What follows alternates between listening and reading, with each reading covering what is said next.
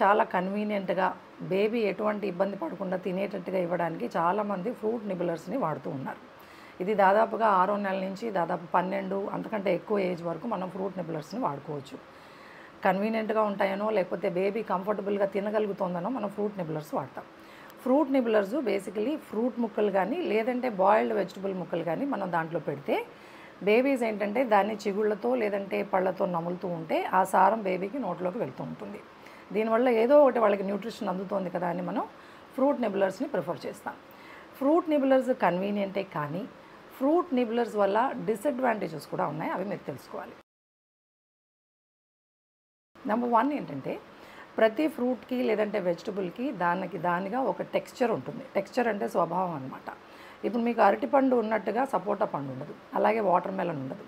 So బేబీస్కి మనం foods introduce చేసినప్పుడు దాదాపు 6th మంత్ నుంచి వాటి టెక్స్చర్ వాళ్ళకి తెలిసేటట్టుగా మనం ఇంట్రడ్యూస్ చేయాలి. అందుకే ప్యూరీ ఫామ్లో కానీ లేదంటే దాన్ని మెదిపి కానీ లేదంటే ముక్కలు చేసి కానీ బేబీస్కి వాళ్ళ వయసుకి తగ్గట్టుగా వాళ్ళకి ఇస్తే దానివల్ల వాళ్ళకి ఫ్రూట్ టెక్స్చర్ తెలుస్తుంది తప్ప వాళ్ళు ఎప్పుడు జ్యూస్ లాగా దాన్ని మింగుతూ ఉంటే ఏంటంటే అది ఏ ఫ్రూటు దాని టెక్స్చర్ ఏంటి వాళ్ళు తెలుసుకునే అవకాశం ఉండదు. ఇది నెంబర్ 1 డిసడ్వాంటేజ్.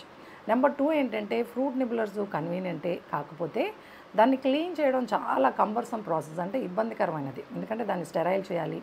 మనం ఎంత జాగ్రత్తగా చేసినా ఎంతో కొంత దాంట్లో రెసిడ్యూస్ అంటే మిగులు ఉండిపోయింది అనుకోండి, కింద పడినా దాన్ని బేబీ నోట్లో పెట్టుకుంటే ఏమవుతుంది, మళ్ళీ ఇన్ఫెక్షన్స్ వచ్చే అవకాశం ఎక్కువ ఉంటుంది. ఇది పాయింట్ నెంబర్ 2 డిసడ్వాంటేజ్.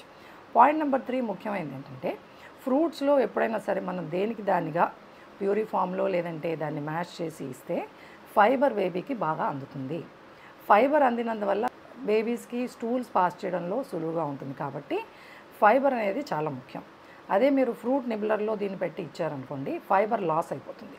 ఈ 3 డిసడ్వాంటేజెస్ గుర్తుపెట్టుకుని మీరు ఫ్రూట్స్ని నిబులర్లో వాడుకోవాలా లేదంటే నేరుగా పెట్టాలనేది మీరు ఆలోచించుకోవాలి.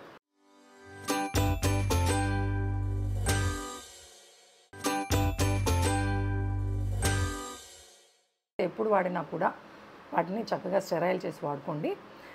నేను సజెస్ట్ చేసేది మాత్రం మీరు ఫ్రూట్స్ పరంగా ఏ నెలలో ఇవ్వాల్సిన పద్ధతిలో ఆ నెలలో ఇస్తే బేబీస్కి మంచి అడ్వాంటేజెస్ ఉంటాయి.